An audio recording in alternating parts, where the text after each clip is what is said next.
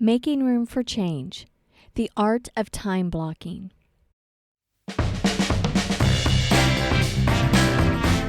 Hi there! Welcome to another episode of the Gayla Scrivener Show. Of course, I'm Gayla Scrivener, and I am so excited that you're here today.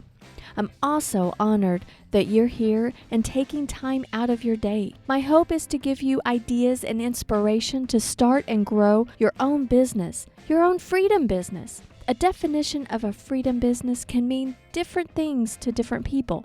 For me, it's creating a business where I have the freedom to live and to work from anywhere. A work from anywhere lifestyle is what I like to achieve. Breaking away from the 9-to-5 grind and having the freedom to work from practically anywhere is a cool feeling. Here's the thing though, it doesn't happen overnight, and it doesn't happen without some work. But all of the time and effort and learning and stretching is so worth it. Every week in this podcast, I'm sharing my experiences that I've had in growing my business and achieving the work from anywhere lifestyle so that you too may experience places and live life on your own terms. How do you start your path to a work from anywhere lifestyle? Simple. You make room for it. Stay with me here. Don't close your mind and think to yourself, it's not that simple. I bet you're thinking to yourself that you're super busy and you don't have time. You've got kids, you've got family, you've got work, house chores. Things come up unexpectedly. The car breaks down, the basement floods, one thing after another. Life happens. But do you really want change? I mean, anything that you do, if you really want change, then you can make it happen and you can find time to make it happen. Far too often, we remain stuck in an area of life because it's comfortable. And comfortable doesn't mean that we're happy necessarily. What I mean is that even though we may feel like we're miserable going into work each and every day, yet long to do something totally different, you may remain stuck because you're comfortable with that routine. You've grown accustomed to the sameness of that routine. Even though you're unhappy, you're frustrated, or shall I say it again, miserable, you remain doing the same routine each and every day. The routine we've made for ourselves becomes our level of comfort, no matter what our mood is. Changing that routine makes us uncomfortable. Change makes us, I guess you can say, it forces us to learn new habits. It forces us to think differently, learn new things. And sometimes, I'd venture to say most of the time, change has us doing things that we may not like to do at first or feel like we know how to do. For some people, embracing change or actually looking for change doesn't seem as hard as it is for others. But change stretches us all and makes us all uncomfortable to some degree. But the first thing that you must do, whether you're in the thinking stages and want to start your own business, or whether you have just started and feel a little bit lost, or have been in business for a while and feel frustrated and stuck about your growth. No matter what stage of your business you're at, the very first thing you must do is decide. Yes, you make the decision to do. Do what? Well, that depends on you. You have to decide what you truly want, and then pick one thing to start to get you on the right path of reaching your goal. Once you've made your decision, then you must make room for the change. And how do you make room in an already busy life? You learn the art of time blocking. You schedule the time on your calendar to do everything that you need to do. You break out your calendar app or a good old-fashioned date planner and begin using it religiously. You must become more intentional with your time. You must budget and use your time in a manner where you make room for the change you want. Putting things onto your calendar gives the activities more importance and priority. I have said on numerous occasions that if it's not on the calendar, then it doesn't get done. And Robert actually recites it more than me. I must have made an impression on him, I'm sure. Now, I use both my Google Calendar and an old-fashioned paper monthly calendar. Robert and I use our paper calendar to sketch out our whole year. We use it as our visual to block off time frames for our trips. You see, we look at the whole year in plenty of time in advance and map out what trips we want to go on. Because if it doesn't get on the calendar, we get stuck into our routine, and then we get stuck into this circle of, well, we're just too busy. We've got this to do, and it never happens. So we get it onto our calendar. There are certain events or conferences, whether they are for work or for fun, that we just don't want to miss. Usually, they are annual events, so we usually know when to put them on the calendar well in advance. Then there are a few events that we come across that would be cool to go to that we pencil in on the calendar just to give us ideas on the possibilities of the cool new experiences we may or may not want to do. Learning the art of time blocking and having control over your schedule and being intentional with your time will help you make better decisions on how you want to prioritize your activities. It also motivates you to get more done. Let me go on with what Robert and I do with our paper calendar. In our paper calendar, we've blocked off the entire month of May and October for our overlanding trips. This year, we decided to have only 2 months off total for our big epic travel time by living in our 1998 Jeep Wrangler and sleeping in our rooftop tent. If you want to know more about our little travel adventures and see our little quirky lifestyle, then hop over to BeenThereDoingThat.com. Oh, and there's a podcast with that gets a little bit zany. But over the years, we will have more weeks devoted to overlanding. But this year, we had blocked out a minimum of 8 weeks, May and October. So now, with 8 weeks blocked off and various events and conferences that are very important to us to go to, we've got them on the calendar.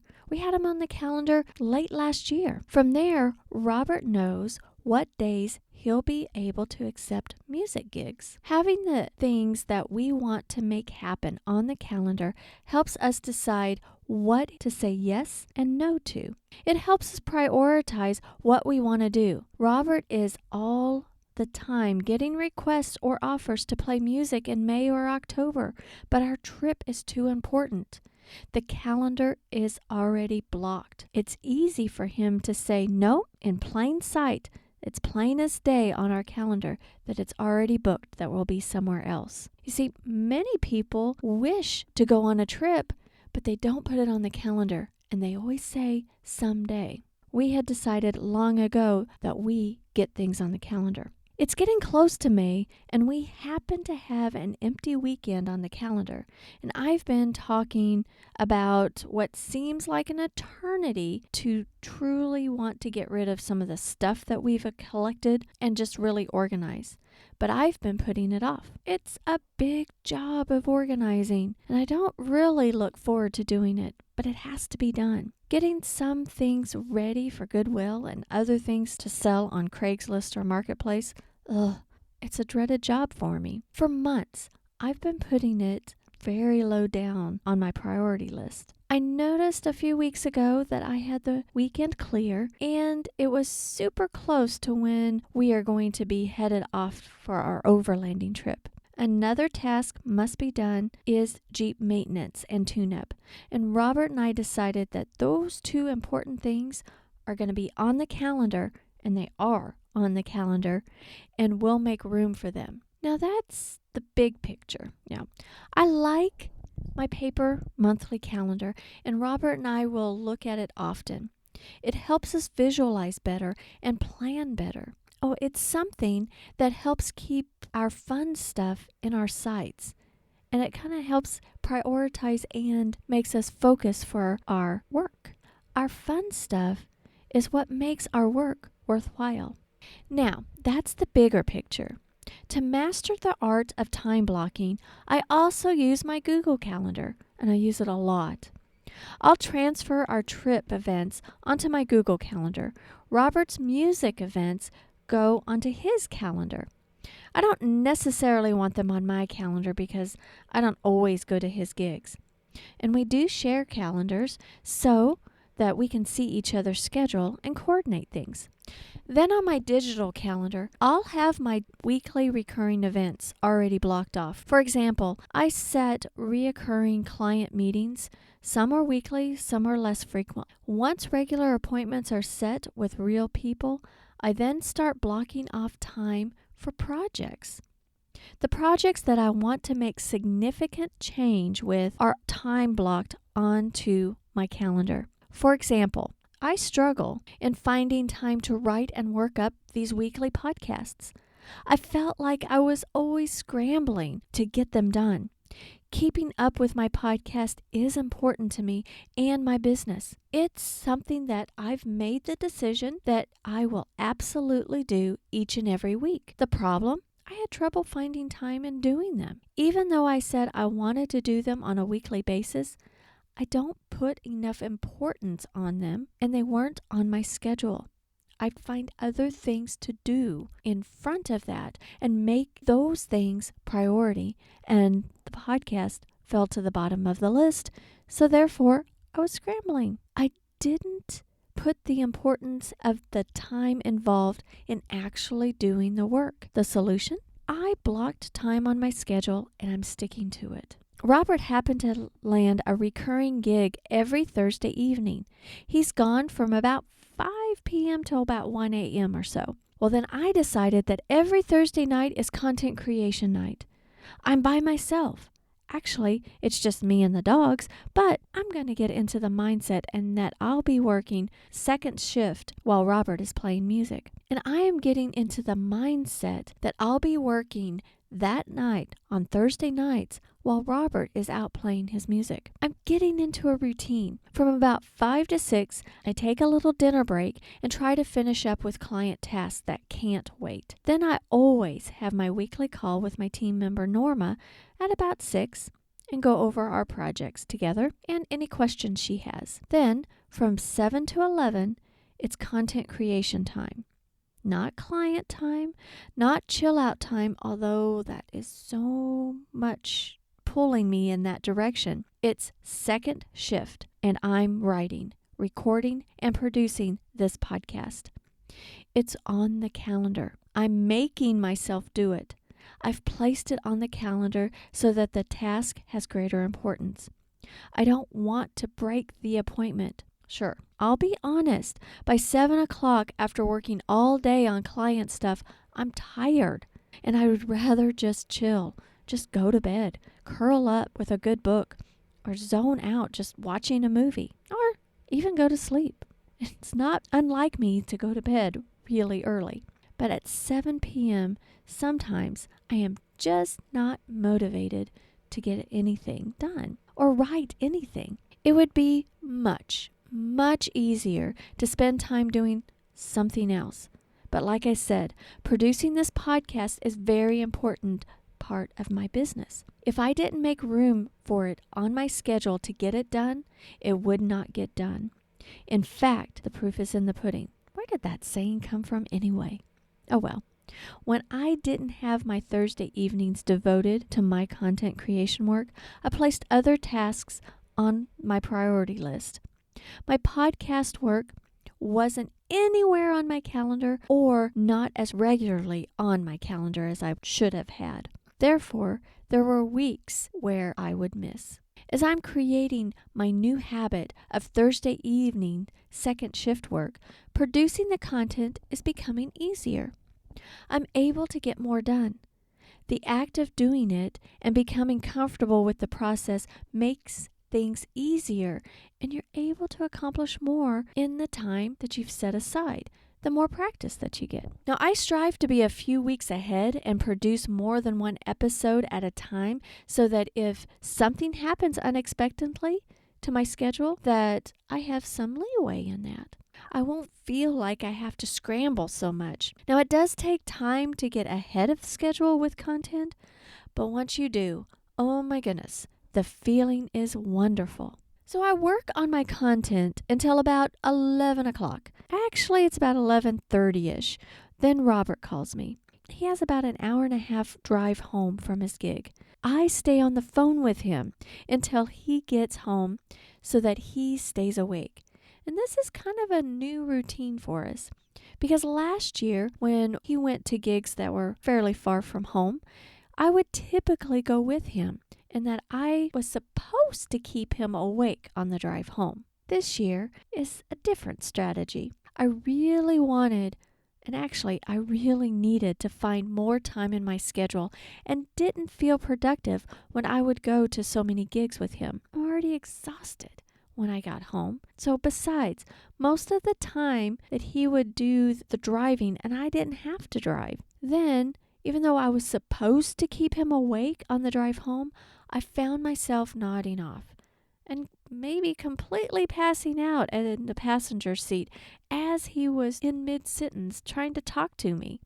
How terrible. I should have been helping him. I should have been more awake, but I was just making him more tired. With me staying home now and him calling me on his way home, we actually talk more.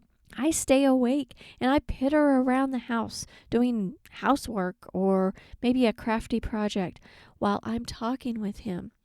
I've worked all that time up until that late night after about 11:30 or so. For us, our new schedule is working great. It doesn't mean that our schedule won't change, though, in the future. But for now, when Robert has a gig that I won't be going to, I've blocked time for content work or business development. And there's some other times for that, but I am making some shifts in my business, and I have to really knuckle down and find the time in my schedule to make the changes that I desire. When you plan on doing something that will get you closer to your goals of building your business and creating the lifestyle you want, you must make those tasks important. You must block out the time on your schedule. Most importantly, you must keep those appointments with yourself. It's the little habits that you create that will make the biggest significance. Time blocking and scheduling on your calendar helps you plan better and allows you to know what you need to say yes and what you need to say no to.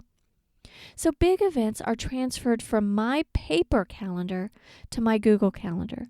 I have a rough plan for several weeks, even for the whole year on some things.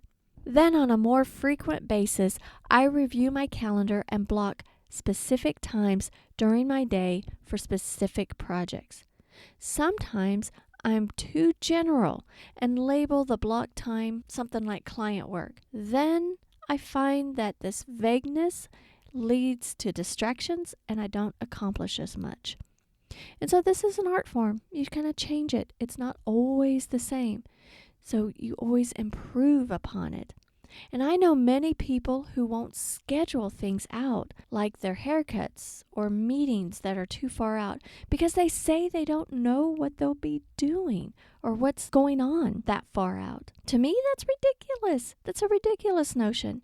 If you schedule it now, you have control over your day, of what your day may look like. You can schedule around it. And if it's truly important to you, you will make it happen. Having control over my schedule really weeded out so many unproductive meetings. And here's how. Through some networking groups, members are encouraged to have as many one-on-one meetings outside of the regular meeting.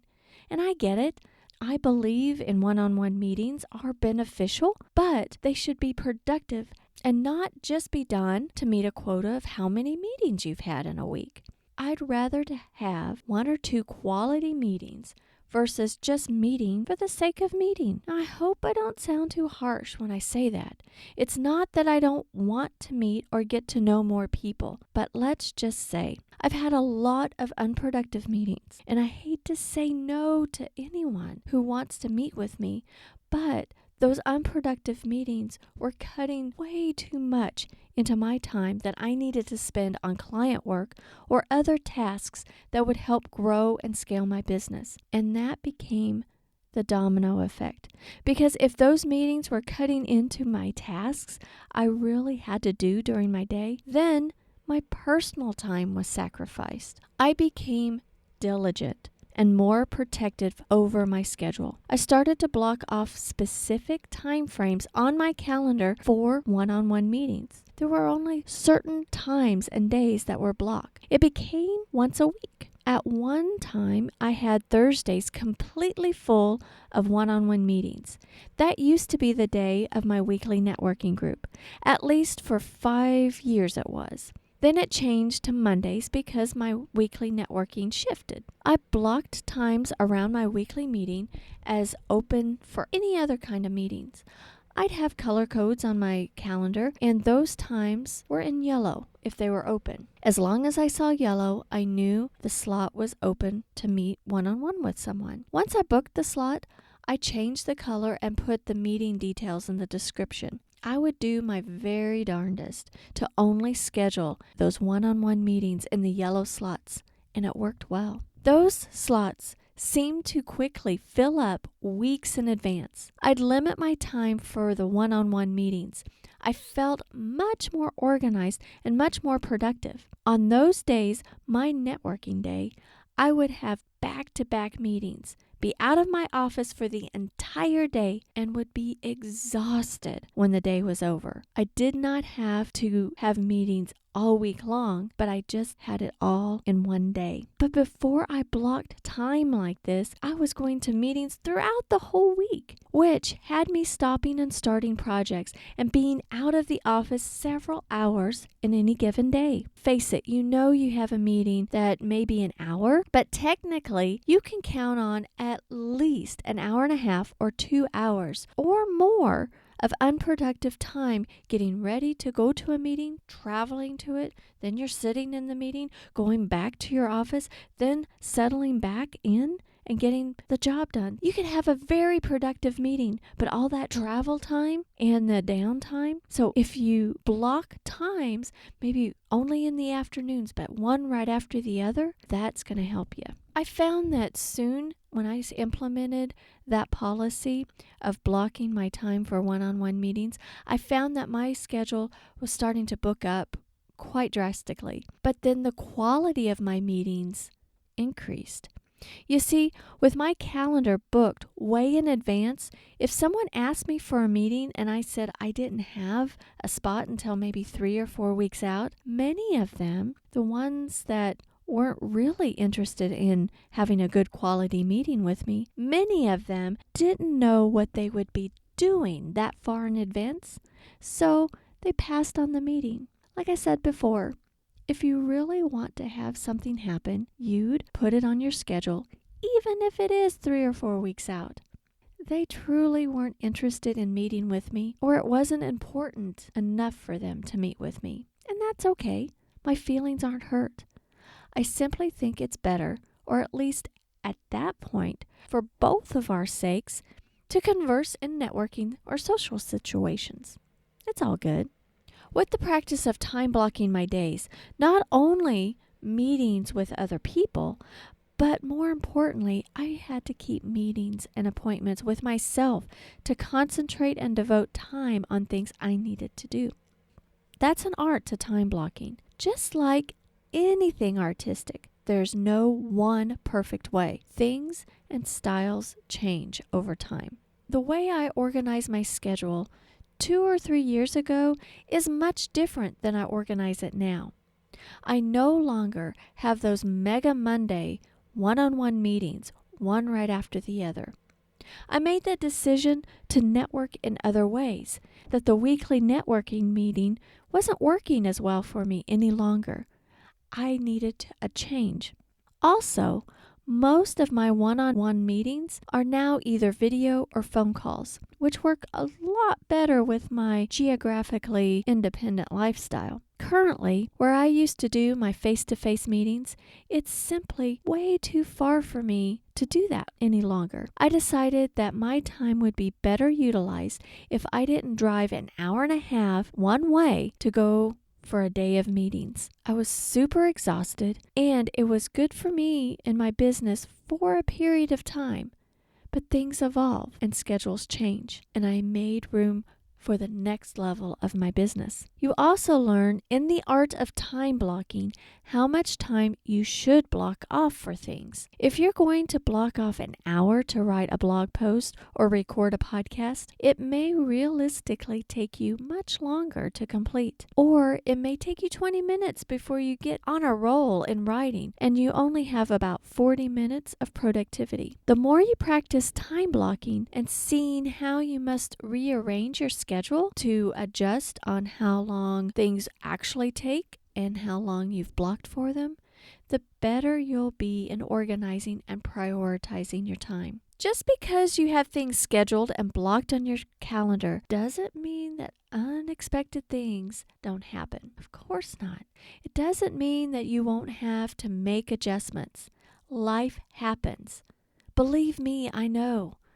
But life happens to everyone. When you start your week, better yet, when you start your day with a plan of what should happen, when things come at you, then you know how to make better decisions. What to say yes to and what to say no to. What you'll divert your attention to and what you won't. There will be days that your schedule will just seem like it crumbles all around you. But chin up. It's okay. It happens to everyone. Tomorrow's another day. Now, I have days that should have gone one way, then one thing happens after another, and I have to shift gears. Now, let me say, going back to how Robert and I plan our epic month or 2-month overlanding trips, we block the weeks out in plenty of time in advance. I always get anxious before we go because I feel there's so much work that we have to do before we can just hit the road. And besides, once we hit the road and we're working from anywhere, it takes me a little bit to get into the groove of a new schedule. And I tend to stress myself out. But it's on the calendar and we're going. And the days and the weeks prior, I do my very best to prepare for working on the road, which is a totally different dynamic. And it's so much easier. And it does cross my mind that it's like, oh man, I've got so much to do. So maybe I should just stay put instead of doing our epic overlanding travel. But you see, I've made the decision way back in 2011 that we wanted to have a work from anywhere lifestyle, but regular routines can pull us back. So we need to make room for change. We have learned the art of time blocking. It's certainly easier, much easier to just stay put and stay in the same routine and not go. But do you know what? I think if Robert and I weren't diligent in placing travel as a priority on our calendar, we'd be stuck in that old routine wishing we could travel. There's always going to be things that come up.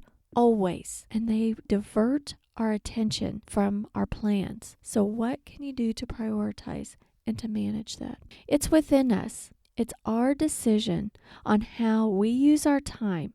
It's within all of us. Let me remind you. It's our decision within you. And it is your decision on how you use your time to get closer to reaching any goal that you have. When something does divert your plans, you have the decision of focusing on what is most important to you. And don't feel guilty or place any blame when plans happen to change. That's life. So, you want to start your own business. You want to grow your business. You want to build a website. You want to start a podcast. You want to run a marathon. You want to climb a mountain. I don't know. Whatever goal or dream you have, no matter how small, how big, you have time to make it happen if you truly want it. Block out little chunks of time on your calendar of the things that are the most important steps in achieving your goal. I often say, chunk it down. I have these big goals, these big trips, these big ideas that I want to have happen, but it doesn't happen in an instant. There are little pieces, little chunks of the total that if you chunk it down, and you'll hear me say that a lot. I like to chunk things down so that the small efforts that are chunked down for your big goal over time and done consistently, you will finish and reach your goal. It's like that marathon, which I think achieving a goal is like a marathon anyway. If you want to do a marathon that's maybe, 6 months, a year out, I'm not a runner, so I don't know exactly how long you would know about a marathon that you want to run in. Well, if you know that's going to happen and you make the decision, that is the event that I'm going to run in, well, you need to backdate it. You need to chunk it down. You can't just wake up unless you're, Bionic Woman or Superman or somebody that can just wake up without any planning in advance and run that marathon tomorrow morning. No, you need to train for it. And how you train is that you need to do a little bit each and every day to get your body ready to do that marathon. It's the small efforts, chunking it down.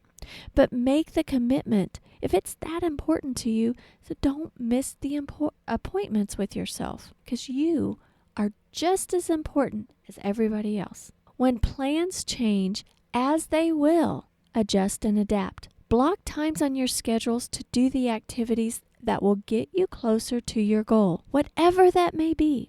It takes those consistent efforts done over time that will get you closer to where you want to be. Schedule it, and it will happen.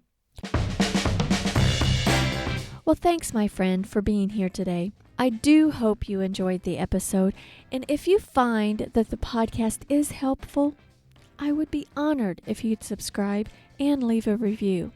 As I'm building my personal brand, I've created a Facebook page separate from my Scrivener Solutions page. Not to be confusing or anything, but I've created a business page under my name, Gayla Scrivener. If you haven't liked the page yet, it would be great if you would. That's where I'm planning on moving my Facebook Live sessions. It's also linked to my Instagram account where I share a lot more of my work from anywhere lifestyle. I'd love for you to hop over to Facebook, like my new Gayla Scrivener page, and the link is here in the show notes.